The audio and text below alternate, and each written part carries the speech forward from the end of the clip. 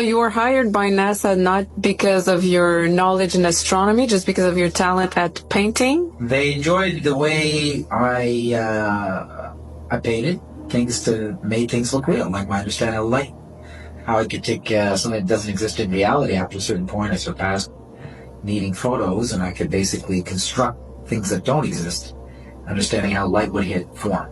And they recruited me after a vernissage, after I graduated from political science intelligence at a Jesuit school in Canada. And what was your job like? Well, in the beginning, it was like, we'd like to see some samples of textures and stuff like that. And they started really pushing me into using different types of spill effects and stuff like that.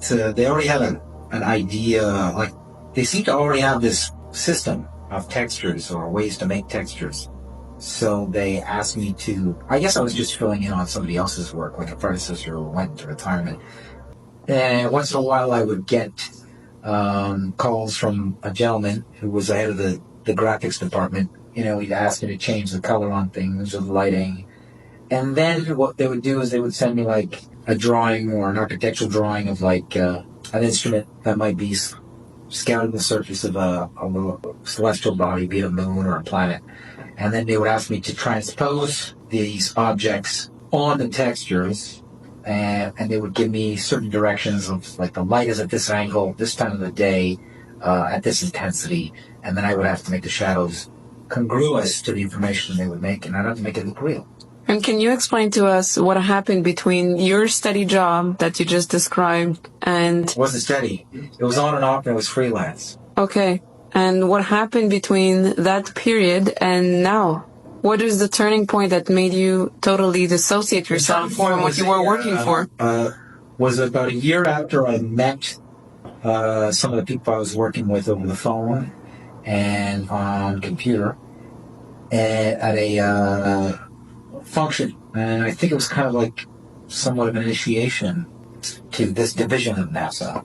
There was one gentleman there that didn't work for NASA, but he was like a consultant for the U.S. Defense Department, GPS, and NASA. And he was a physicist and a painter. Very interesting combination. He was a well-known astrophysicist and a photorealist painter. And there was a party at somebody's cottage. And the power went out, and it was about 1 o'clock in the evening, and there was one gentleman who was friends with this guy, who was this consultant for the U.S. Defense Department. This guy was basically a friend of one of my superiors and a colleague. I think the conversation started turning around like GPS coordinates weren't working or something concerning Antarctica, and so then he made a crack. This gentleman was working for the both as a consultant, so it was like, I was like, well, so you should go out there and, you know, just check this thing out, see if it's still functional. And then somebody made a quip to the effect that, well, if he goes out that far, he ain't coming back.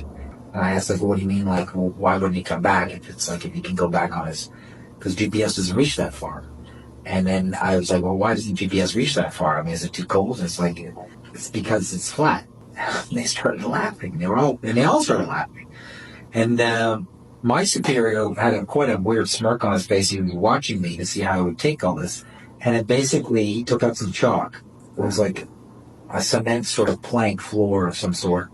And he started drawing out the Earth, all the continents, exactly, but how they function, everything, physics, science, how everything we understand in movement of energy and objects in this new or hidden science, hidden from the public, how everything is caused by temperature. And you believed them right away? It made a lot of sense. They were kind of laughing, but they were they were listening to him.